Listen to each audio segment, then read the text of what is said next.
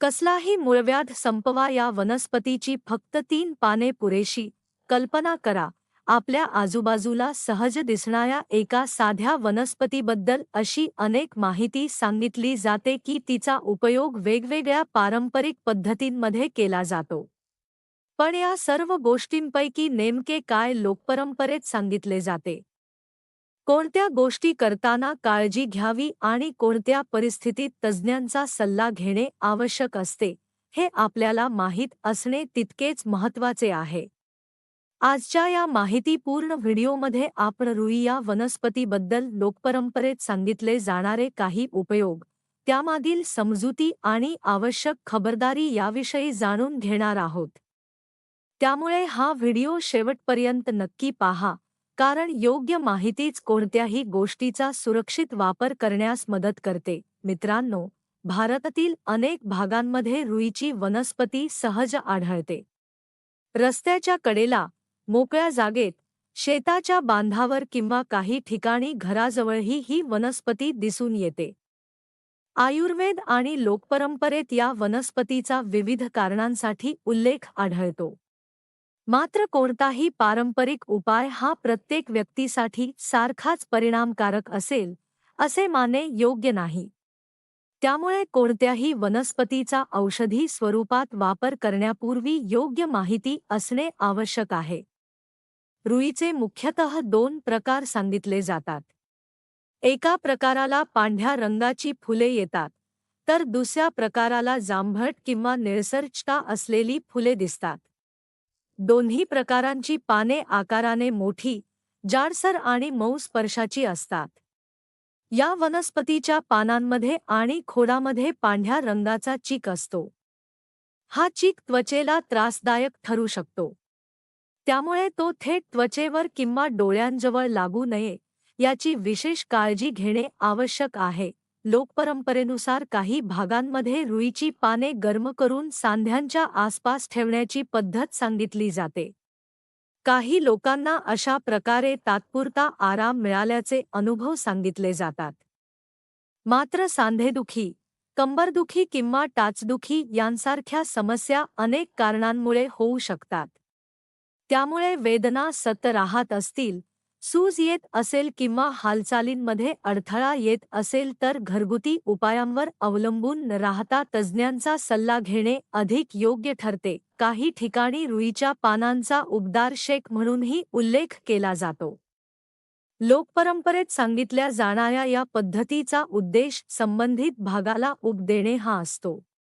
मात्र पाने खूप गरम नसावीत, त्वचेला भाजणार नाहीत याची काळजी घ्यावी. कोणत्याही प्रकारची जखम, त्वचेवर पुरळ किंवा संसर्ग असेल तर अशा उपायांपासून दूर राहणे अधिक सुरक्षित ठरते. रुईच्या पानाइतकाच तिच्या चिकाबद्दलही अनेक समजुती प्रचलित आहेत. काही लोक त्याचा वापर त्वचेवरील काही समस्यांसाठी करतात. मात्र रुईचा चीक त्वचेला जळजळ, खाज, लालसरपणा किंवा सूज निर्माण करू शकतो. काही व्यक्तींमध्ये त्याची तीव्र प्रतिक्रिया देखील दिसू शकते.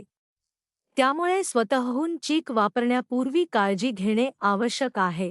लोकपरंपरेत काटा रुतल्यावरही रुईचा उल्लेख केला जातो. मात्र जर काटा त्वचेच्या आत खोलवर गेला असेल, त्या ठिकाणी सूज, पू किंवा तीव्र वेदना होत असतील तर घरगुती उपाय करण्याऐवजी वैद्यकीय उपचार घेणे अधिक सुरक्षित असते. अशा परिस्थितीत संसर्ग टाळणे महत्त्वाचे असते. त्वचेवरील गाठ, खाज, पुरळ किंवा इतर बदल दिसल्यास अनेकजण वेगवेगळे घरगुती उपाय करून पाहतात. पण प्रत्येक गाठ एकाच कारणामुळे तयार होत नाही. काही गाठी साध्या असू शकतात, तर काहींसाठी तपासणी आवश्यक असते. त्यामुळे कोणतीही गाठ वाढत असेल, रंग बदलत असेल किंवा वेदना होत असतील तर त्वचारोगतज्ज्ञांचा सल्ला घेणे योग्य राहते. आयुर्वेद आणि पारंपरिक ज्ञानामध्ये अनेक वनस्पतींचा उल्लेख आढळतो. या ज्ञानाचा अभ्यास करणे महत्त्वाचे आहे, पण त्याचबरोबर आधुनिक वैद्यकीय माहिती देखील तितकीच महत्त्वाची आहे. कोणतीही वनस्पती सुरक्षित आहे असे गृहीत धरून तिचा वापर करणे योग्य नाही. प्रत्येक व्यक्तीची त्वचा, प्रकृती आणि आरोग्याची स्थिती वेगळी असते. रुईच्या वनस्पतीचा वापर करताना काही गोष्टी लक्षात ठेवणे आवश्यक आहे. पाने तोडताना हातमोजे वापरल्यास चीक थेट त्वचेवर लागण्याची शक्यता कमी होते. चीक हाताला लागल्यास त्वरित स्वच्छ पाण्याने हात धुवावेत. तो डोळ्यांमध्ये गेला तर डोळे भरपूर पाण्याने धुवून आवश्यक असल्यास तातडीने वैद्यकीय मदत घ्यावी. लहान मुले, गर्भवती महिला, स्तनपान करणाऱ्या माता किंवा ज्यांना त्वचेची ॲलर्जी आहे त्यांनी कोणत्याही वनस्पतीचा औषधी वापर स्वतःहून करू नये.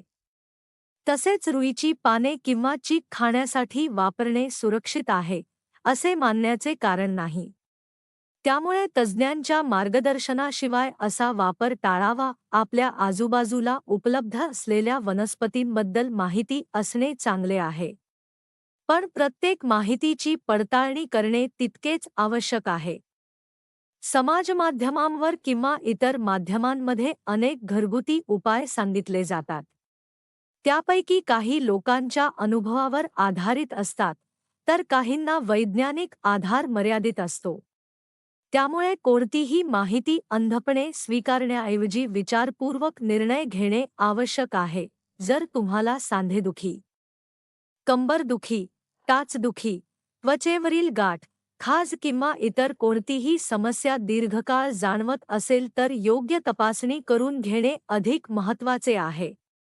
सुरुवातीलाच कारण समजल्यास योग्य उपचार वेळेवर मिळू शकतात आणि भविष्यातील गुंतागुंत टाळता येऊ शकते. मित्रांनो, आज आपण रुई या वनस्पतीबद्दल लोकपरंपरेत सांगितले जाणारे काही उपयोग आणि त्यासोबत आवश्यक असलेली काळजी याविषयी माहिती जाणून घेतली.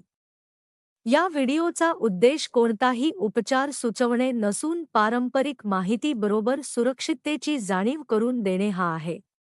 कोणताही घरगुती उपाय करण्यापूर्वी स्वतःची प्रकृती, समस्या आणि आवश्यक असल्यास तज्ज्ञांचा सल्ला यांचा विचार अवश्य करा. योग्य माहिती, सावधगिरी आणि वेळेवर उपचार यामुळेच निरोगी जीवन जगणे अधिक सोपे होऊ शकते.